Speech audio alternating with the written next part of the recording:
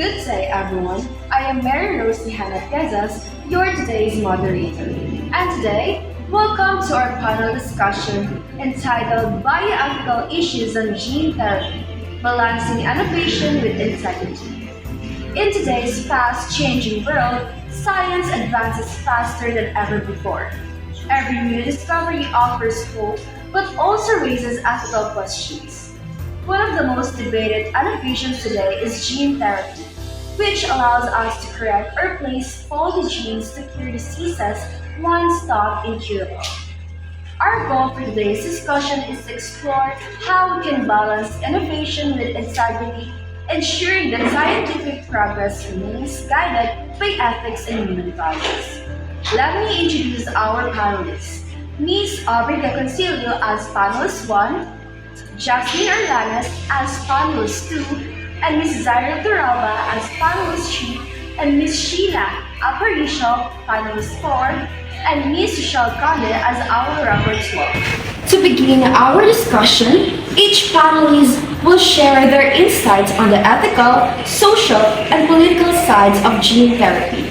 Let's start with Ms. Aubrey. Thank you, moderator.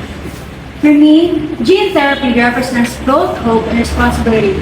The power to alter life as genetic core forces us to rethink what it means to be human. It stands as clear. Scientific progress must be guided by ethics. While curing diseases is a noble goal, it must never come at the cost of human dignity. Researchers must act with respect, transparency, and compassion, always prioritizing patient welfare and informed consent. The true measure of science is not just how advanced it becomes, but how human it remains. In short, science must heal, not dehumanize. Thank you, Ms. Aubrey. And now, let's hear from Ms. Jasmine. When people hear about gene therapy, they often focus on the promise of healthier lives, longer lifespans, and the ability to cure rare diseases. But behind that excitement lies a crucial issue: fairness. My stance is that gene therapy should never be a privilege of the wealthy. Right now, its cost makes it accessible only to a few, creating a gap between those who can afford treatment and those who cannot. As we celebrate innovation, we must also fight for equity. Government and health sectors must invest in public research and make genetic treatments part of our universal health care. Everyone deserves the chance to be healthy, not just for those who can pay for it. In short, innovation must go hand in hand with fairness. Thank you, Ms. Jasmine. Now, let's move to Ms. Zaira. Gene therapy sounds like a miracle, the ability to rewrite the code of life itself. But for me, that miracle comes with a heavy responsibility. My stance is that we must approach gene editing with caution and humility. Changing the human genome doesn't just affect one person, it affects generations to come. Mistakes can have permanent consequences. That's why ethical oversight and strict regulation are essential. I also stand against the idea of designing humans for perfection. When we try to decide which traits are desirable, we risk losing the beauty of natural human diversity. In short, not everything we can change should be changed. Thank you, Ms. Zaira. And now, let's hear from Ms. Sheena Aparicio. Behind every new technology lies a social consequence. While scientists push forward with discoveries, society must ask, who benefits and who gets left behind? My stance is that science must always walk hand in hand with ethics. Gene therapy can save lives, but it can also widen inequality. If only wealthy people or nations have access, even more concerning is the potential misuse.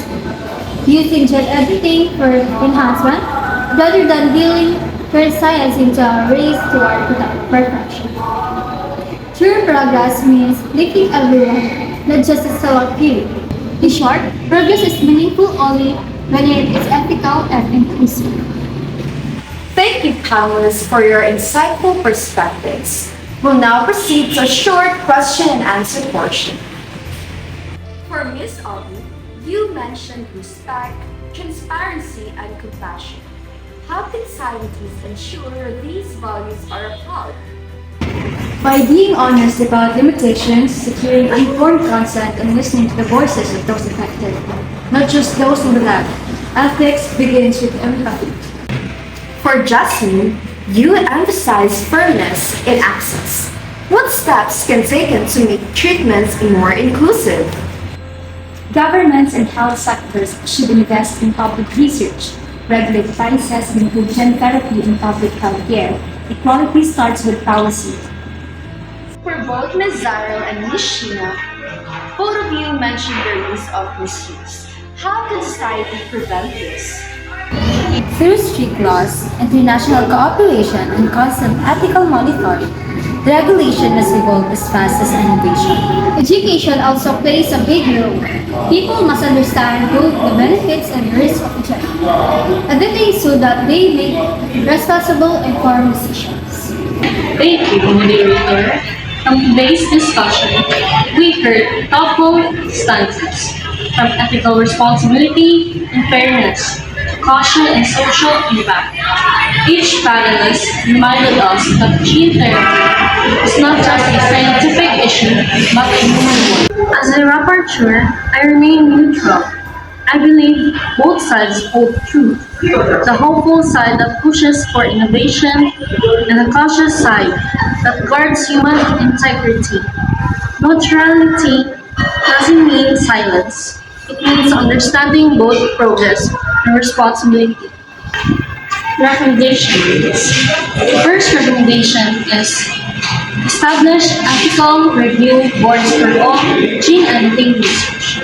The second recommendation is promote public education about the benefits and risks of gene therapy. Third is creating funding programs to ensure access regardless of income. Fourth recommendation is encourage collaboration between scientists, ethicists, and policymakers. The fifth one, uphold data privacy and informed consent in all genetic procedures. Thank you everyone for being part of this discussion. Today reminded us that technology alone isn't progress. Ethic is. The challenge is not just to cure diseases, but to preserve humanity while doing so.